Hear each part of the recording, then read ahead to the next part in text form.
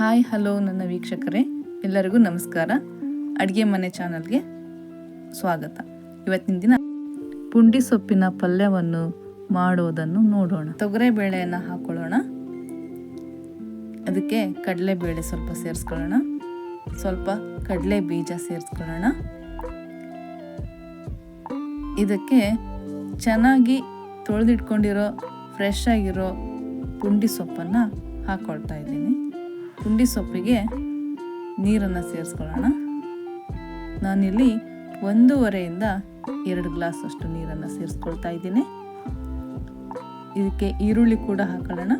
ತರಿತರಿಯಾಗಿ ರುಬ್ಬಿದ ಮೆಣಸಿನಕಾಯಿ, ರುಚಿಗೆ ತಕ್ಕಷ್ಟು ಉಪ್ಪು, ಜೀರಿಗೆ ಹಾಕೊಳ್ಳೋಣ.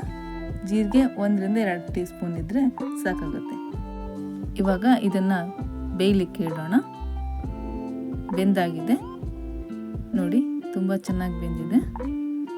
ಬೇಳೆ ಎಲ್ಲ ಬೆಂದಿದೆ, ಸೊಪ್ಪೆಲ್ಲ ಚೆನ್ನಾಗಿ ಬೆಂದ್ಕೊಂಡಿದೆ.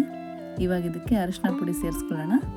ಅರಿಶಿನ ಪುಡಿ ಸೇರಿಸಿದ ಮೇಲೆ ಇದನ್ನು ಸ್ವಲ್ಪ ಚೆನ್ನಾಗಿ ಬಿಸಿ ಮಾಡ್ಕೋಬೇಕು. ನಂತರ ಇದು ಈ ಹದದಲ್ಲಿರುವಾಗ ಇಳಿಸ್ಕೊಳ್ಳೋಣ, ಕೆಳಗಡೆ ಇಳಿಸ್ಕೊಂಡು ಇವಾಗ ಒಗ್ಗರಣೆ ಮಾಡ್ಕೊಳ್ಳೋಣ. ಮೊದಲನೇದಾಗಿ ಎಣ್ಣೆ ಹಾಕಿಬಿಟ್ಟು ನಂತರ ಇದಕ್ಕೆ ಸಾಸಿವೆ, ಜೀರಿಗೆ ಹಾಕೋಣ. ಇದಕ್ಕೆ ಇಂಗಿನ ಪೌಡರ್ ಹಾಕೋಣ. ಇಂಗು ಸೇರಿಸೋದ್ರಿಂದ ತುಂಬ ರುಚಿಯಾಗಿ ಬರುತ್ತೆ, ಟೇಸ್ಟಿಯಾಗಿರುತ್ತೆ. ಇದಕ್ಕೆ ಒಣ ಮೆಣಸಿನಕಾಯಿ ಕೂಡ ಸೇರಿಸ್ಕೊಳ್ಳೋಣ.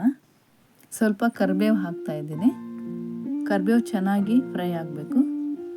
ಒಗ್ಗರಣೆಯಲ್ಲಿ ಮೆಣಸಿನಕಾಯಿ, ಕರಿಬೇವು ಎರಡೂ ಕೂಡ ಚೆನ್ನಾಗಿ ಫ್ರೈ ಆದಮೇಲೆ ಒಗ್ಗರಣೆ ರೆಡಿ ಆಗುತ್ತೆ. ಇವಾಗ ಪುಂಡಿ ಸೊಪ್ಪಿಗೆ ಸೇರಿಸ್ತಾ ಇದ್ದೀನಿ. ಪುಂಡಿ ಸೊಪ್ಪಿನ ಪಲ್ಯ ರೆಡಿ ಆಗ್ತಾ ಇದೆ.